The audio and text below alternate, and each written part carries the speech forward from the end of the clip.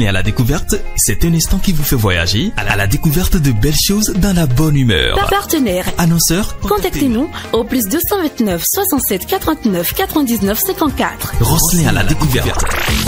Rosselin à la découverte. Et il y a Let's Go. Let's Go. Mesdames et messieurs, bonjour. Bienvenue dans votre émission. Rosselin à la découverte. Vous êtes Jean-Claude Franck Abri Atambadji. C'est ça. Vous êtes professeur certifié d'éducation physique et sportive, également licencié en droit des affaires. Bien sûr. Vous avez lancé précisément le 27 décembre à Porto Novo le livre Châtiment déchu, dialogue couronné. Pouvez-vous nous dire d'où est-ce que l'idée là est partie? Disons que depuis toujours, j'ai été irrité et dérangé par les mauvais comportements, l'injustice et surtout l'immoralité. Donc depuis que j'ai commencé par enseigner en 2011, dans mes pratiques de classe, j'ai toujours conseillé les enfants, les apprenants. Je leur donne souvent des leçons de vie parce que je me dis qu'on peut pas bâtir une société sans un minimum d'éducation. Et l'éducation est primordiale. On peut pas seulement se baser sur l'instruction, l'enseignement et penser former un capital humain accompli et aguerri. Donc c'est dans cette dynamique que dans toutes nos pratiques de classe, nous essayons de conseiller les enfants jusqu'à ce jour. Et dans cette dynamique, nous sommes dit, si tous les enseignants peuvent aller dans ce sens, cela aidera beaucoup notre système éducatif. Pourquoi?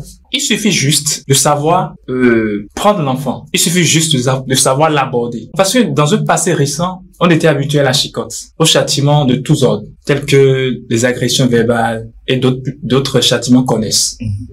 Et si chaque enseignant peut se dire qu'il faut aller à, il faut qu'on change en fait de paradigme. Voilà, la façon d'éduquer. Encore que une loi est venue mettre fin au châtiment corporel dans notre système éducatif et ça n'a pas été forcément la bienvenue peut-être chez certains parents, même chez certains enseignants. Dites-nous, comment est-ce qu'on peut faire? Si je dois vous demander un résumé de ce livre, qu'est-ce que vous avez mis dans ce document et comment est-ce qu'on peut faire pour que ce dialogue couronné soit vraiment pratique? Excusez-moi, monsieur le journaliste. Avant ça, j'aimerais dire que depuis que le châtiment a été interdit, oui, l'immoralité est devenue grandissante. Ok. Dans la société, en particulier dans nos lycées, ces collèges. Le manque de respect total. Manque de respect. Ils sont prêts à agresser, à affronter l'enseignant. Ok. Même les membres de l'administration. On pensait à cela avant même que l'État n'ouvre les classes socio-éducatives dans les écoles. Et là, c'était vraiment un bouffée de soulagement pour nous. Donc c'est ce qui nous a purement poussé à écrire ce livre, exhortant, encourageant les enseignants à passer par des méthodes positives, telles que le dialogue. Le dialogue, ça consolide les liens. Avec le dialogue, on peut régler des conflits. Comme vous l'avez dit, l'immoralité a atteint un niveau. Est-ce que vous pensez que le dialogue peut encore faire quelque chose? J'ai fait des expériences et j'ai reçu des témoignages des élèves, des apprenants. Récemment, en cette même année 2024, j'ai reçu une lettre d'un élève dans une école privée que je peux nommer à sa fois les élites à Figueroa. L'enfant exprime sa reconnaissance du fait que je leur donne des conseils à chaque cours. C'est ce qu'il a formaté. Il dit que ça l'a complètement transformé. Ça lui a permis d'avoir une autre mentalité de la vie. Nous avions reçu plein de témoignages des élèves. Permettez-moi d'user de ce passage biblique. Oui. Qui dit, Matthieu 5, je crois.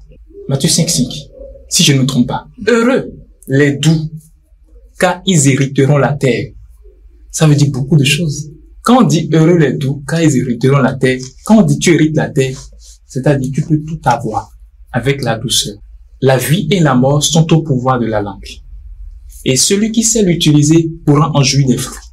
Mais celui qui l'utilise mal pourra se détruire par cette même langue-là. Et plus loin, dans le Proverbe 22, verset 6, on nous dit quoi? Enseigne à l'enfant ce qu'il doit connaître alors qu'il est encore jeune. Et quand il va grandir, il ne s'en détournera jamais. Jamais. Nous devons aller dans cette dynamique-là.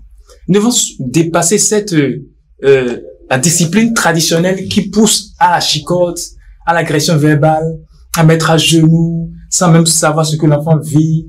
Je nous assure, quand vous rentrez dans ce système de dialogue avec les enfants, ils deviennent vos amis. On comprend aujourd'hui que il faut être beaucoup plus doux avec les enfants, chercher à comprendre leur vécu, chercher à discuter avec eux. Et c'est un peu ça que vous avez retracé dans ce document, dans ce livre qui est déjà disponible.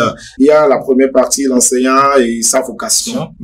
L'enseignant doit retrouver sa vocation. Ok, donc n'est pas enseignant qui veut. Voilà. À part ça, il y a la deuxième partie, je vais directement là, les défis de l'enseignant aujourd'hui. Quels sont les défis de l'enseignant aujourd'hui? Aujourd'hui, en fait, le manteau de l'enseignant a été taché. Taché par quoi? Par le découragement, parce qu'on a interdit la chicotte. Oui. On pense que on nous a arraché tout le pouvoir. Ok, de pouvoir éduquer l'enfant. L'autorité. Mais en réalité, on nous a donné un autre pouvoir. En fait, on nous amène à creuser à l'intérieur de nous et faire sortir le meilleur de nous, en fait, la version transformée, la vraie version de nous, pour impacter la génération dans laquelle nous sommes. Et dites-nous, où est-ce qu'on peut avoir ce document déjà?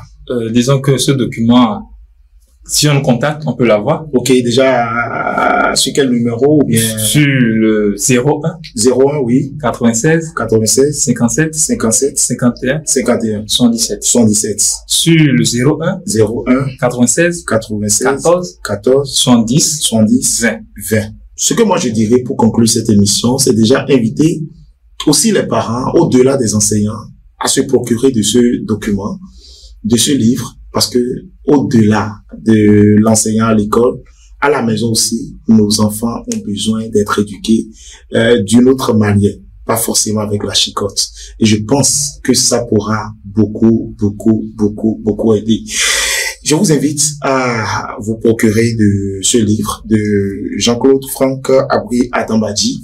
Vous avez compris, aujourd'hui, ça retrace beaucoup de choses et ça pourra beaucoup vous aider. Merci à vous. Nous avons parlé un peu de vous, nous avons parlé de votre document. Pour aujourd'hui, stop et fin. Merci et bonne suite à vous. Merci bonne suite également à vous qui nous suivez. Rosny à la découverte.